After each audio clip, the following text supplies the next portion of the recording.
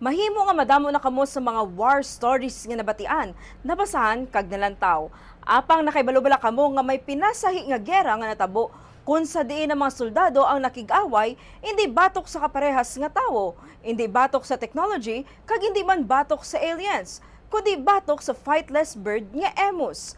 Kag sa nasambit nga gera, ang mga soldado pa ang napiyerde. Ini ang natabo matapos ang World War I sang 1930s kung sa diin masobra sa 5,000 ka mga soldado ang nagsugot sa offer sang gobyerno nga mag-resettle kag i-develop ang kadutaan sa Western Australia.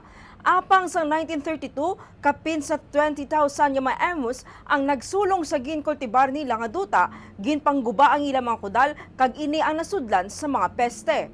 Bangod sini nagpanawagan sang reinforcement ang mga soldiers turned farmers sa November 2, 1932 kung sa din tatlo kagikan sa Royal Australian Artillery dala ang duha ka Lewis light machine guns ang nag-atubang sa mga emus.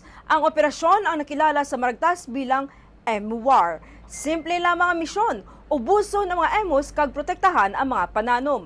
Apang bangod sa madasig magdalagan kag maglikaw ang mga emus, sa sulod sang 3 kadlaw sila ang nakapatay lamang sang 30 ka emus. Imbes nga magtingob sa isa ka panong, ang mga emus ang naglapta kag suno sa mga naglagaw nga istorya, ang mga pispis ang kaangay nga nagaporma pa sang units nga may lookout agud sila ang hindi madakpan. Bisan ng mga soldado ang halos hindi makapati kung paano ginalikawan sa mga emus ang bala sang machine gun. Suno sa isa sa mga truck driver nga na-assign sa pagtabog sa mga emus padulong sa gunners, sila ang napaslawan man matapos magdalaga ng mga pispis sa hindi balanse nga duta kung sa din may truck pa nga na aksidente. Sa sulod sang 45 kadlaw nga kampanya, nahimo nga makapatay sa mga soldado sang kapin 2,500 ka mga emus nga gamay lamang nga porsyon sang populasyon sang pispis. Sa ulihi, madamo na sa nagpanawagan sa makatawo nga pagtratar sa mga sapat, ganigin pauntat sang gobyerno ng operasyon nga nagresulta sa pagdaog sang mga emus.